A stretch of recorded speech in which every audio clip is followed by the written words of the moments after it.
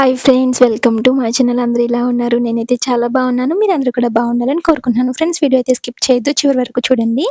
ఈరోజైతే నేను మీకు నీమ్ పౌడర్ ఎలా ప్రిపేర్ చేసుకోవాలని అయితే చూపిస్తున్నాను. ఇంట్లోనే మనం బయట కొనుక్కోకర్ లేకుండా అయితే నేనైతే చూపిస్తున్నాను.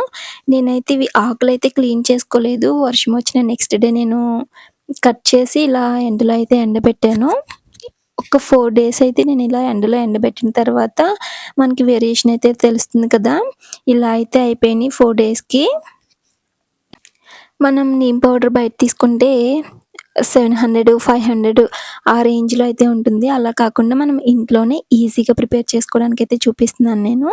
మనం 4 రోజులు ఎండబెట్టుకున్న తర్వాత అయితే నేను చూపిస్తున్నాను. ఇలా స్మాష్ చేస్తే ఆకులు ఇలా స్మాష్ అవ్వాలి.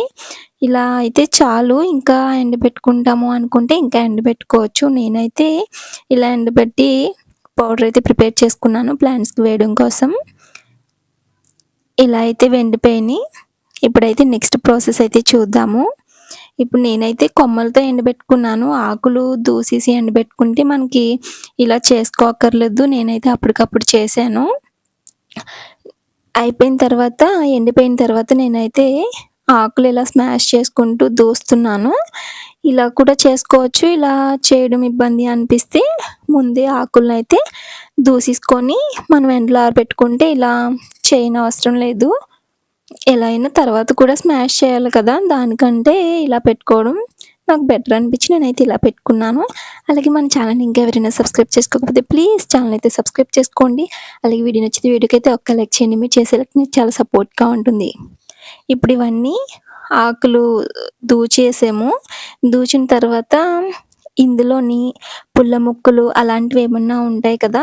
ఇదిగోండి ఇలా కొమ్మలు చిన్న చిన్న పుల్ల ముక్కలు అవి ఉండిపోతూ ఉంటాయి. మనం దూసేటప్పుడు ఇలా ఏమైనా ఉంటే పుల్ల ముక్కల్ని వీటిల్ని అయితే ఇందులోంచి అయితే రిమూవ్ చేసుకోవాలి.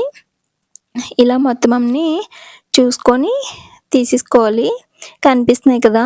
మేమైతే పుల్లలు ఇలా సన్న సన్నగా ఉన్నాయి కదా! కొమ్మల్లాంటివి ఇలాంటివన్నీ తీసుకుంటున్నాము. ఇలా తీసుకున్న తర్వాత మనం దీన్ని స్మాష్ చేసుకోవాలి కొంచెం. నెక్స్ట్ మిక్సీ జార్‌లో అయితే స్మాష్ చేసి పెట్టుకున్న ఈ వేపాకులనైతే వేసుకుంటున్నాను. దీన్ని మనం మెత్తగా పౌడర్‌లా అయితే చేసుకోవాలి. నేనైతే ఇలా స్మాష్ చేసుకున్నాను. ఇలా స్మాష్ చేసుకున్న తర్వాత మిక్సీ జార్‌లో వేసుకున్నాను. ఇప్పుడు దీన్ని మూత పెట్టి మిక్సీలో అయితే ప్రిపేర్ చేసుకుందాము.